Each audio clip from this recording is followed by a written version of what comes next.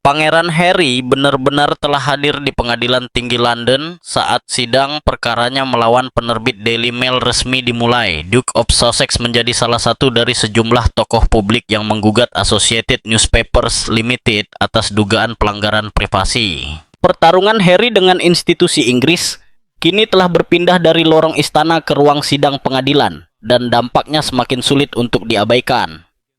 Dalam 5 tahun terakhir, Duke of Sussex melancarkan serangkaian gugatan hukum yang belum pernah terjadi sebelumnya terhadap media tabloid, pemerintah Inggris, serta pihak-pihak yang menurutnya telah berbuat salah atau melanggar privasinya. Namun, memasuki tahun 2026, perjuangan hukum Harry mulai menunjukkan tanda-tanda keretakan yang bahkan pendukung setianya pun tak bisa menyangkal. Para hakim mengeluarkan peringatan keras terkait perilaku tim hukumnya dan banding mengenai pengamanan pribadinya ditolak secara tegas. Lalu, apa sebenarnya yang terjadi di balik pintu ruang sidang itu? Seberapa besar harga yang harus dibayar Harry atas perjuangan panjang ini? Mari kita telusuri lebih dalam konflik hukum yang membuat Harry berada dalam kondisi terguncang. Kemenangan dalam kasus peretasan telepon menjadi awal dari semuanya. Untuk memahami bagaimana Harry bisa terlibat dalam berbagai gugatan hukum secara bersamaan pada tahun 2025 dan 2026, kita harus kembali ke titik awal kemenangan pentingnya atas Mirror Group Newspapers pada Desember 2023. Kemenangan ini bukan sekadar keberhasilan hukum, melainkan juga pembenaran atas klaim Harry selama bertahun-tahun mengenai praktik buruk media tabloid dan pelanggaran terhadap privasinya. Putusan Hakim Pancourt memberikan apa yang selama ini sangat diinginkan Harry. Pengakuan resmi bahwa dirinya menjadi korban pengumpulan informasi ilegal.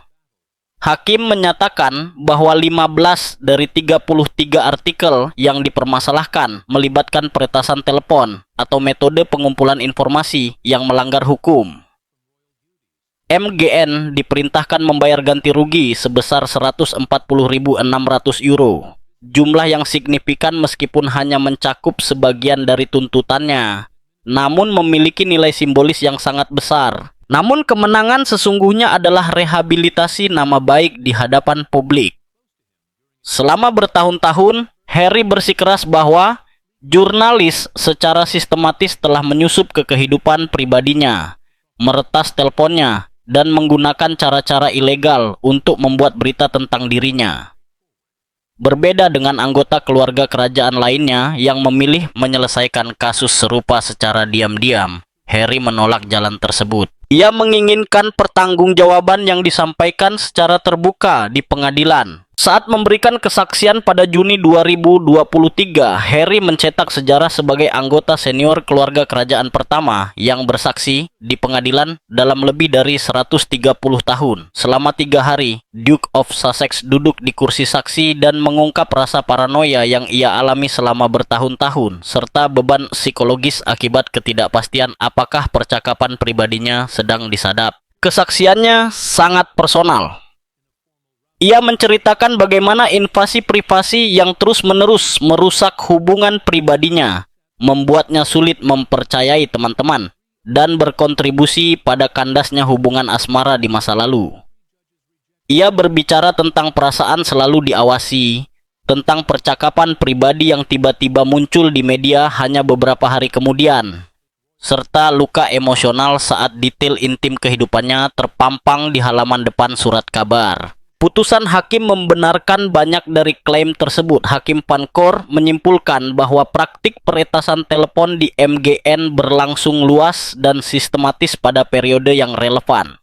Para jurnalis dan penyelidik swasta secara sengaja menargetkan Harry bersama ratusan orang lainnya demi menghasilkan berita dan meningkatkan penjualan koran. MGN akhirnya menyampaikan permintaan maaf secara terbuka, sesuatu yang telah lama diperjuangkan Harry. Perusahaan tersebut mengakui adanya pengumpulan informasi ilegal dan menyampaikan permohonan maaf tulus kepada Duke of Sussex. Pada Februari 2024, mereka sepakat membayar tambahan ganti rugi dalam jumlah besar, sehingga total kompensasi yang diterima Harry melampaui 440.000 euro, ditambah sebagian besar biaya hukum. Kemenangan ini semakin memperkuat tekad Harry. Jika ia mampu mengalahkan Mirror Group, mengapa tidak menuntut penerbit lain yang menurutnya telah merugikannya? Mengapa tidak memperjuangkan perlindungan keamanan yang ia yakini layak ia dapatkan? Mengapa tidak menggunakan pengadilan sebagai medan utama perjuangannya? Memaksa pertanggungjawaban dari berbagai institusi yang selama puluhan tahun beroperasi tanpa Bi Kiem Soat. Itulah pola pikir yang terbentuk setelah kemenangannya. Cara pandang ini yang dapat dipahami mengingat keberhasilannya di pengadilan memengaruhi semua langkah selanjutnya. Harry pun meningkatkan intensitas gugatan lainnya dan semakin menguatkan perjuangan hukumnya di ruang sidang. Namun, ada satu hal yang tidak sepenuhnya ia sadari. Kemenangan dalam satu perkara tidak menjamin kemenangan dalam semua kasus. Menjalani banyak pertarungan hukum secara bersamaan, yang masing-masing menyedot sumber daya besar dan energi emosional, pada akhirnya menimbulkan masalah yang bahkan tekad Harry pun tak mampu mengatasinya. Pertarungan soal keamanan yang tak bisa ia menangkan menjadi contoh paling nyata. Saat Harry merayakan kemenangan dalam kasus peretasan telepon, pertempuran hukum lain justru memberinya kekalahan telak yang menunjukkan batas kemampuan pengadilan dalam membantunya. Upayanya untuk memulihkan perlindungan keamanan yang didanai pemerintah menjadi kampanye hukum yang paling menguras emosi dan pada akhirnya paling sia-sia. Masalah keamanan ini telah berlarut sejak tahun 2020 ketika Harry dan Meghan mundur dari tugas kerajaan. Komite Eksekutif Perlindungan Bangsawan dan Tokoh Publik, sebuah badan di bawah Kementerian Dalam Negeri, memutuskan bahwa Harry tidak lagi berhak atas perlindungan polisi tingkat tertinggi secara otomatis saat berada di Inggris. Sebagai gantinya, pengamanannya akan dinilai berdasarkan kasus per kasus. Bagi Harry, keputusan ini bukan sekadar urusan administratif, melainkan sebuah pengkhianatan. Ia berpendapat bahwa tingkat ketenarannya, ancaman yang terdokumentasi terhadap dirinya dan keluarganya, serta statusnya sebagai mantan bangsawan senior seharusnya menjamin perlindungan penuh. Ia bahkan merujuk pada insiden keamanan tertentu, termasuk laporan bahwa seorang penguntit sempat mendekatinya saat kunjungan ke Inggris pada September 2024. Pada September 2021, Harry mengajukan gugatan hukum untuk menentang keputusan Rapek. Tim pengacaranya menyatakan bahwa ia diperlakukan tidak adil dan lebih buruk dibandingkan anggota kerajaan lainnya. Mereka menuduh Rapek gagal menilai risiko yang dihadapinya secara layak dan tidak mengikuti prosedur yang benar saat menurunkan tingkat perlindungannya. Pemerintah mengambil posisi yang tegas dan sederhana. Karena Harry tidak lagi menjalankan peran kerajaan aktif, Rapek berhak menyusun pengamanan khusus sesuai dengan kenyataan tersebut. Mereka berargumen bahwa keputusan itu tidak irasional maupun melanggar prosedur, serta menilai pendekatan tim hukum Harry terlalu agresif terhadap penilaian risiko yang sah. Pada Februari 2024, hakim tinggi yang telah pensiun, Sir Peter Lane, mengeluarkan putusan yang menjadi kekalahan menyeluruh bagi Harry. Lane menyimpulkan bahwa pendekatan Rapek tidak bersifat irasional ataupun tidak adil secara prosedural. Ia menolak klaim utama Harry dan menegaskan hak pemerintah untuk menentukan kebijakan keamanan berdasarkan status dan peran kerajaan. Namun Harry tidak menerima kekalahan tersebut. Ia segera mengajukan banding dengan alasan bahwa hakim telah salah memahami fakta-fakta penting dan bahwa kekhawatiran keamanannya layak mendapat sidang lanjutan. Pada Juni 2024, setelah sebelumnya ditolak, ia akhirnya memperoleh izin untuk mengajukan banding, memberinya harapan untuk membalikan keadaan. Sidang banding berlangsung selama 2 hari pada April 2025 dan Harry hadir secara langsung di kedua sesi. Menurut laporan BBC dan media lain, ketegangan di ruang sidang terasa sangat kuat. Pengacaranya, Syahid Fatima Casey, berargumen dengan penuh semangat bahwa keamanan kliennya tidak pernah dibahas secara formal dalam rapat Rapek dan bahwa Harry seharusnya diberitahu bagaimana keputusan yang menyangkut keselamatan keluarganya dibuat. Sebagian sidang digelar tertutup demi melindungi informasi sensitif terkait protokol keamanan kerajaan. Harry menyimak berjam-jam perdebatan hukum, mendengarkan pengacara pemerintah membela keputusan penurunan perlindungan, sementara timnya berusaha meyakinkan 3 hakim banding bahwa putusan sebelumnya keliru. Pada Mei 2025, pengadilan banding mengumumkan putusannya, dan sekali lagi Harry kalah. Ketiga hakim menolak bandingnya dan tidak menemukan kesalahan hukum dalam putusan awal. Keputusan ini bersifat tegas dan bagi Harry sangat menghancurkan. Reaksinya menunjukkan betapa besar keterlibatan emosionalnya dalam perjuangan ini. Dalam wawancara dengan BBC di California, tak lama setelah putusan, Harry melontarkan pernyataan keras yang mengejutkan pengamat kerajaan dan hukum. Ia menyebut keputusan itu sebagai rekayasa khas kalangan establishment, seolah-olah pengadilan memutuskan bukan berdasarkan hukum, melainkan karena bias institusional. Pernyataan tersebut sangat luar biasa bagi seorang anggota atau mantan anggota keluarga kerajaan yang ditujukan langsung kepada para hakim Inggris. Hal itu mengisyaratkan bahwa Harry percaya sistem hukum telah dipermainkan untuk melawannya, bahwa ia tidak bisa mendapatkan perlakuan adil di pengadilan Inggris, dan bahwa institusi negara melindungi dirinya sendiri dengan mengorbankan keselamatan keluarganya. Luapan emosi ini merusak kredibilitas Harry di mata banyak pengamat yang sebelumnya bersimpati terhadap kekhawatiran keamanannya. Bahkan, mereka yang mengakui ancaman nyata yang ia hadapi mulai mempertanyakan kebijaksanaan dan keadilan dari menyerang hakim secara terbuka setelah kalah. Peradilan telah meninjau perkaranya secara cermat melalui berbagai sidang. Menyebut hasilnya sebagai rekayasa justru memberi kesan bahwa Harry sulit menerima kenyataan bahwa argumennya memang tidak kuat secara hukum. Menjelang akhir 2025, muncul laporan bahwa Harry mencoba jalur lain dengan melewati pengadilan sepenuhnya. Menurut The Times, ia menulis langsung kepada Menteri Dalam Negeri untuk meminta penilaian risiko baru. Apakah pendekatan ini akan membuahkan hasil berbeda masih belum jelas, tetapi langkah tersebut menunjukkan ketidakmauannya menerima keputusan final pengadilan. Pertarungan soal keamanan ini mengungkap sebuah kenyataan pahit. Ada batasan terhadap apa yang dapat diberikan pengadilan, terutama ketika lembaga pemerintah memiliki kewenangan sah untuk mengambil keputusan operasional. Namun, berapa sebenarnya harga yang harus dibayar Harry ketika biaya hukum berubah menjadi skandal ruang sidang? Pada awal 2025, masalah baru mulai muncul dalam rangkaian pertempuran hukumnya. Masalah yang hampir sama dramatisnya dengan perkara itu sendiri.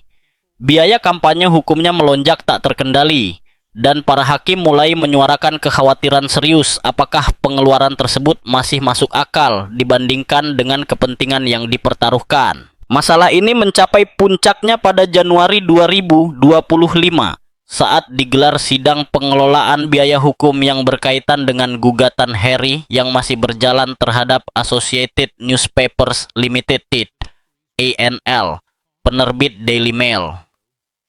Harry bersama 6 penggugat terkenal lainnya, termasuk Sir Elton John, Elizabeth Hurley, Baroness Doreen Lawrence, Sadie Frost, serta mantan anggota parlemen liberal demokrat Sir Simon Hughes, menggugat ANL atas tuduhan pengumpulan informasi ilegal yang berlangsung hampir 2 dekade. Kedua belah pihak menyerahkan perkiraan biaya hukum mereka untuk membawa perkara ini ke persidangan. Angkanya mencengangkan. Tim hukum Harry memperkirakan pengeluaran sekitar 18 hingga 19 juta euro, sementara ANL memproyeksikan biaya serupa di kisaran 18 hingga 19 juta euro. Jika digabungkan, total biaya hukum hampir mencapai 40 juta euro untuk mengadili klaim yang oleh Hakim Nicol digambarkan sebagai perkara yang sebenarnya cukup sederhana. Ungkapan cukup sederhana inilah yang menjadi inti persoalan. Kasus ini bukan sengketa bisnis rumit bernilai miliaran atau perkara teknis kompleks yang membutuhkan banyak ahli. Intinya hanyalah menilai apakah jurnalis dan penyelidik swasta ANL menggunakan metode ilegal untuk mengumpulkan informasi tentang para penggugat dalam periode tertentu. Hakim Nicole dan senior Master Cook jelas tidak terkesan. Dalam putusan mereka, biaya yang disetujui dipangkas drastis. Alih-alih hampir 20 juta euro per pihak, pengadilan hanya menyetujui anggaran sekitar 4.840.000 euro untuk para penggugat dan 4.445.000 euro untuk ANL. Keputusan ini merupakan teguran keras bagi kedua tim hukum, terutama pihak Harry yang dianggap berkontribusi besar terhadap kompleksitas perkara. Pesan hakim sangat jelas. Biaya yang diajukan 4 hingga 5 kali lebih besar dari yang wajar dan pengadilan tidak akan mengizinkannya. Bagi Harry secara pribadi, dampaknya sangat serius. Bahkan dengan anggaran yang sudah dipotong, bagian biaya yang harus ia tanggung dari total anggaran penggugat, lebih dari 4 juta euro, kemungkinan besar melebihi 500 euro. Mengingat ia adalah salah satu dari 7 penggugat dan memegang porsi klaim yang signifikan. Itu pun jika ia menang. Jika kalah, ia juga berpotensi menanggung biaya hukum ANL. Putusan biaya ini juga membuka fakta yang cukup memalukan tentang cara kerja tim hukum Harry. Dokumen yang terungkap dalam sidang menunjukkan bahwa pihak penggugat telah membayar saksi atas kesaksian mereka. Praktik ini memang tidak ilegal, tetapi menimbulkan pertanyaan serius tentang keandalan dan motivasi para saksi. Dalam putusan terpisah, pengadilan memerintahkan tim hukum Harry untuk menyerahkan dokumen terkait pembayaran tersebut. Hakim menyatakan bahwa dokumen yang dapat mendukung dugaan adanya pembayaran atau insentif, langsung maupun tidak langsung, kepada saksi harus diungkapkan. Hal ini memberi ANL celah baru untuk menyerang. Dalam sidang pendahuluan pada Januari 2026, hanya beberapa hari sebelum persidangan utama dimulai, tim hukum ANL melontarkan tuduhan yang digambarkan sebagai sangat serius terhadap beberapa anggota tim hukum Harry. Tuduhan tersebut mencakup ketidakjujuran, penipuan, dan pelanggaran profesional terkait cara perekrutan dan kompensasi saksi. Pengacara utama Harry, David Sherborne, menanggapi dengan tegas melalui pengajuan tertulis. Ia menegaskan bahwa tuduhan penipuan, ketidakjujuran, dan pelanggaran profesional merupakan klaim yang sangat serius dan tidak dapat diajukan begitu saja sebagai pernyataan sepihak dalam dokumen pembukaan. Menurutnya, tuduhan tersebut melampaui sekadar upaya merusak kredibilitas saksi dan secara eksplisit berusaha menuduh adanya upaya sistematis untuk menyesatkan pengadilan. Jika terbukti, tuduhan-tuduhan ini berpotensi mengakhiri karier hukum pihak yang terlibat dan menambahkan drama baru dalam perkara yang seharusnya berfokus pada peretasan telepon, bukan perilaku para pengacara. Barister ANL, Anthony White, KC, menyatakan kepada pengadilan bahwa argumen tersebut hanyalah serangan terhadap kredibilitas saksi, bukan tuduhan pelanggaran profesional formal. Namun, kerusakan sudah terlanjur terjadi.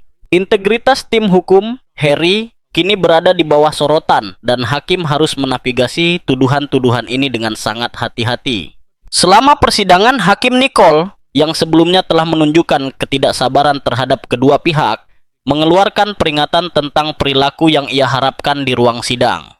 Meski rincian peringatannya sebagian bersifat rahasia, para pengamat menggambarkannya sebagai teguran keras agar proses hukum tetap fokus pada inti persoalan, bukan konflik sampingan antar pengacara atau aksi dramatis yang tidak perlu. Krisis biaya ini juga memunculkan pertanyaan tentang ketahanan finansial Harry. Ia telah menghabiskan lebih dari 1 juta euro untuk kasus EMGN, meski sebagian besar berhasil dipulihkan melalui penyelesaian. Gugatan soal keamanan menelan dana besar tanpa hasil. Kini, ia menghadapi potensi pengeluaran jutaan euro lagi dalam kasus ANL, bahkan dengan anggaran yang sudah ditekan. Dari mana semua uang ini berasal? Pendapatan Harry setelah keluar dari keluarga kerajaan melalui kesepakatan Netflix, uang muka buku, dan honor ceramah memang besar, tetapi tidak tak terbatas. Tagihan hukum sebesar ini bisa menghabiskan penghasilan bertahun-tahun. Jika ia kalah dan diwajibkan membayar biaya ANL, dampak finansialnya bisa sangat berat, bahkan bagi seseorang dengan kekayaannya. Sumber-sumber dekat Harry mengatakan kepada berbagai media bahwa Meghan Markle semakin khawatir dengan dampak finansial dan emosional dari rangkaian gugatan ini. Seorang mantan staf mengatakan kepada majalah People bahwa Meghan ingin Harry terbebas dari semua ini dan hidup tanpa beban konflik hukum yang terus-menerus. Namun bagi Harry, seolah tidak pernah ada pilihan lain. Ia memahami konsekuensinya dan menerima biaya tersebut sebagai harga yang harus dibayar untuk melawan sistem yang menurutnya telah menyakitinya. Apa yang ia lakukan selanjutnya, bagaimanapun adalah sesuatu yang hampir tidak ada yang menduganya dan akan membuat banyak orang terkejut. Penyelesaian dengan news group newspapers yang tidak disangka-sangka. Saat tampaknya Harry bertekad melawan setiap penerbit tabloid di pengadilan tanpa memedulikan biaya atau dampak, ia justru melakukan langkah mengejutkan yang menggemparkan pengamat kerajaan dan dunia hukum. Pada Januari 2025, hanya beberapa hari sebelum persidangan yang sangat dinantikan dimulai, Harry menyelesaikan perkaranya dengan News Group Newspapers, NGN, perusahaan di balik The Sun dan tabloid News of the World yang kini sudah tutup. Inilah kasus yang telah lama ia bangun selama bertahun-tahun. NGN yang dimiliki oleh raksasa media Rupert Murdoch dianggap Harry sebagai simbol utama kejahatan tabloid. News of the World yang telah ditutup berada di pusat skandal peretasan telepon yang mengguncang jurnalisme Inggris pada 2011 dan berujung pada tuntutan pidana serta penutupan surat kabar tersebut. Gugatan Harry terhadap NGN mencakup dugaan pengumpulan informasi ilegal dari 1996 hingga 2011, mencakup masa kanak-kanak hingga dewasa mudanya. Ia menuduh bahwa The Sun dan News of the World ia mengklaim telah menjadi sasaran sistematis dirinya, hubungan pribadinya, dan keluarganya melalui berbagai cara ilegal. Persidangan ini seharusnya menjadi puncak segalanya.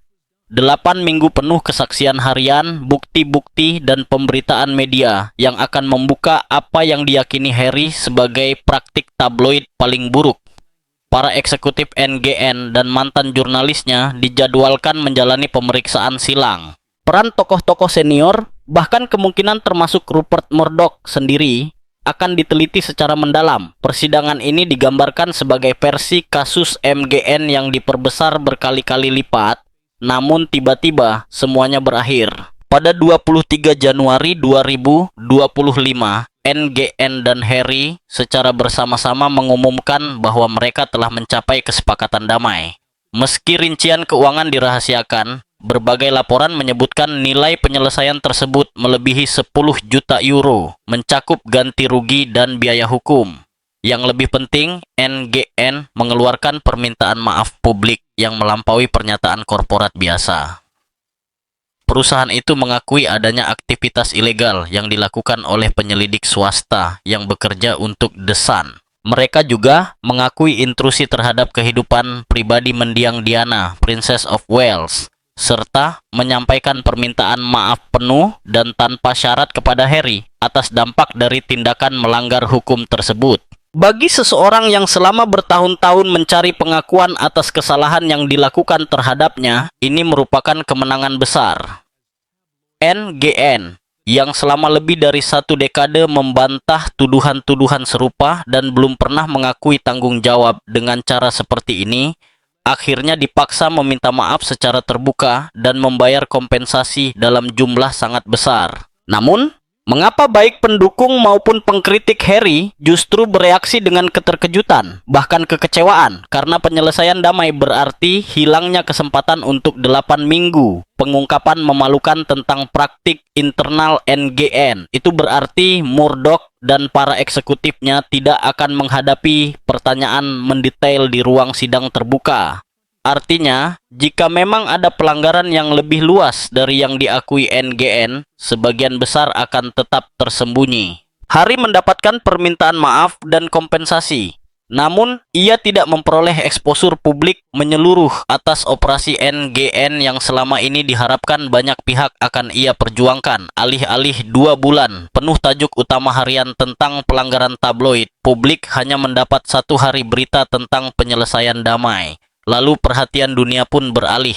Para kritikus menilai Harry seolah dibeli, bahwa NGN membayar cukup mahal untuk menghindari rasa malu akibat persidangan. Sebaliknya, para pendukung berpendapat bahwa Harry telah memenangkan hal-hal yang paling penting, pengakuan kesalahan, permintaan maaf, dan kompensasi, tanpa harus menjalani tekanan emosional selama berminggu-minggu kesaksian dan pemeriksaan silang. Kesepakatan ini juga mengungkap batas daya tahan Harry dalam menghadapi pertarungan hukum yang panjang. Pada awal 2025, ia telah bertahun-tahun berjuang di pengadilan. Beban emosional dari kesaksian MGN, kekalahan telak dalam kasus keamanan, lonjakan biaya hukum, serta tekanan terhadap pernikahannya mulai terasa nyata.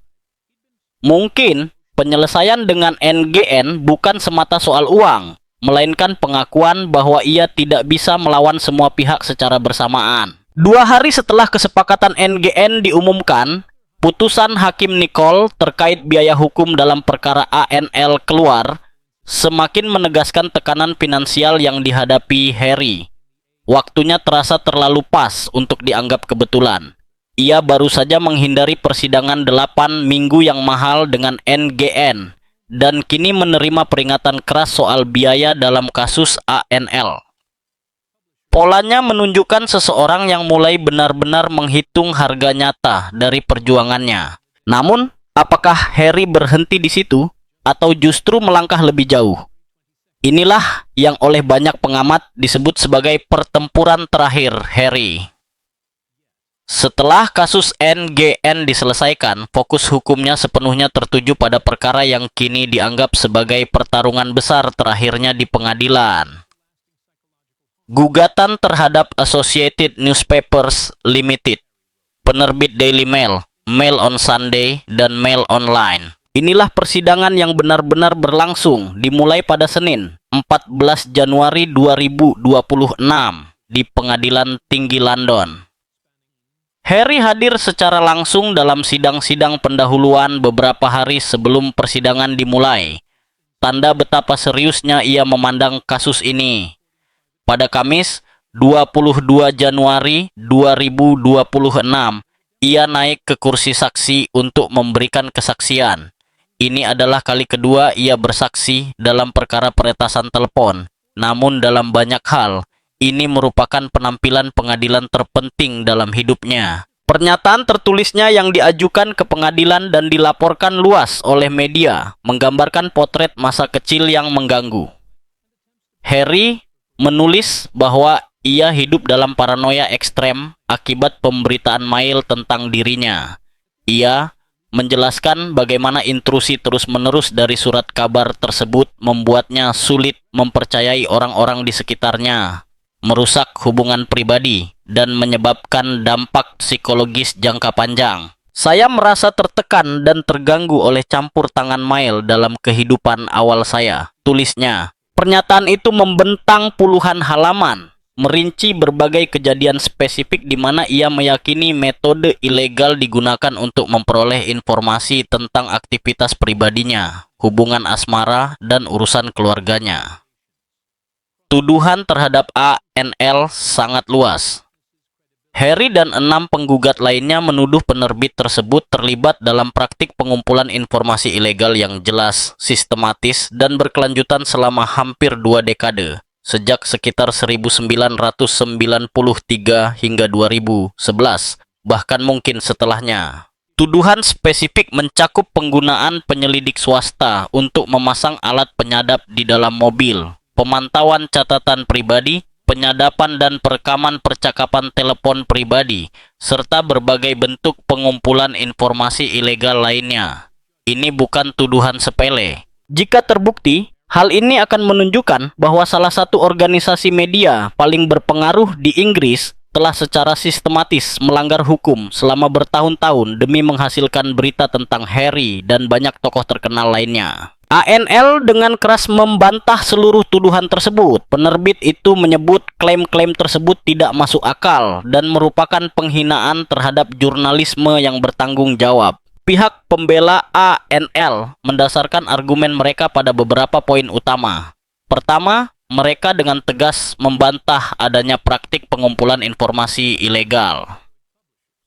ANL menegaskan bahwa para jurnalisnya bekerja sesuai hukum dan menyatakan bahwa tuduhan Harry bersumber dari spekulasi, rasa paranoia, serta upaya menyalahkan media atas pilihan hidup pribadinya sendiri. Selain itu, mereka berpendapat bahwa banyak klaim Harry sudah terlalu lama sehingga tidak lagi dapat diproses secara hukum. Menurut mereka, dugaan peretasan telepon, bahkan jika dianggap benar terkait peristiwa yang telah berlalu begitu lama hingga melewati batas waktu hukum untuk mengajukan gugatan. Strategi pembelaan ANL juga mencakup serangan balik yang agresif terhadap kredibilitas Harry dan para saksi lainnya. Seperti terungkap dalam sidang pendahuluan, pengacara ANL melontarkan tuduhan serius terkait cara tim hukum Harry merekrut dan kemungkinan memberi kompensasi kepada saksi. Hal ini memunculkan pertanyaan, apakah kesaksian para saksi telah dipengaruhi oleh pembayaran atau insentif tertentu? Persidangan yang dijadwalkan berlangsung selama 9 minggu ini menuntut pengorbanan besar dari Harry, baik dari segi waktu, biaya, maupun energi emosional. Berbeda dengan kasus NGN yang ia selesaikan tepat sebelum sidang dimulai, kali ini Harry memilih untuk melanjutkan proses hukum hingga akhir. Keputusan tersebut mencerminkan keteguhannya, sekaligus mungkin kesadarannya bahwa ia membutuhkan kemenangan yang tegas untuk membenarkan bertahun-tahun peperangan hukum yang telah ia jalani. Pengacara pembela ANL, Anthony White KC, langsung melakukan pemeriksaan silang terhadap Harry begitu ia naik ke kursi saksi. Ia menantang isi pernyataan tertulis Harry dan mempertanyakan dasar dari banyak tuduhannya. Pemeriksaan silang memang dikenal keras, dirancang untuk mengungkap inkonsistensi, menggugat asumsi, dan meruntuhkan kredibilitas saksi. Harry yang pernah mengalaminya dalam persidangan MGN tahu apa yang akan dihadapi. Namun hal itu tidak serta-merta membuat proses tersebut menjadi lebih ringan atau kurang menegangkan. Para penggugat lain, termasuk Baroness Lawrence, Sir Elton John, dan Elizabeth Hurley, juga dijadwalkan memberikan kesaksian selama persidangan 9 minggu ini. Masing-masing akan menghadapi pengujian ketat yang serupa, dengan klaim mereka diperiksa dan diperdebatkan secara rinci dan mendalam. Hakim Nicole, yang selama proses pendahuluan telah menunjukkan ketidaksabaran yang semakin besar terhadap kedua pihak, mengeluarkan peringatan keras sebelum persidangan dimulai. Meski isi peringatannya sebagian dirahasiakan, para pengamat pengadilan menggambarkannya sebagai penegasan bahwa persidangan harus berfokus pada bukti, bukan drama atau konflik sampingan antar tim hukum. Tugas hakim tidaklah mudah. Ia harus menangani tuduhan pelanggaran oleh tim hukum, mengelola perkara kompleks yang melibatkan 7 penggugat dan dugaan pelanggaran selama 2 dekade, mengendalikan biaya hukum yang oleh kedua pihak sempat didorong ke tingkat tidak masuk akal, serta pada akhirnya mengeluarkan putusan adil yang akan disorot secara global. Bagi Harry, persidangan ini lebih dari sekadar perkara melawan ANL. Ini tentang membenarkan seluruh strategi hukumnya, membuktikan bahwa bertahun-tahun perjuangan di pengadilan sepadan dengan harga yang dibayar, dan menunjukkan bahwa media tabloid bisa dimintai pertanggungjawaban, bahkan ketika penerbit besar melawan dengan seluruh sumber daya yang mereka miliki. Jika ia menang, hal itu akan menjadi pembenaran besar sekaligus berpotensi menghasilkan ganti rugi signifikan. Namun jika ia kalah, hasilnya bisa mengisyaratkan bahwa klaimnya tentang penargetan ilegal yang sistematis dilebih-lebihkan atau tidak dapat dibuktikan, serta berisiko membuatnya menanggung jutaan biaya hukum tambahan di luar yang sudah ia keluarkan.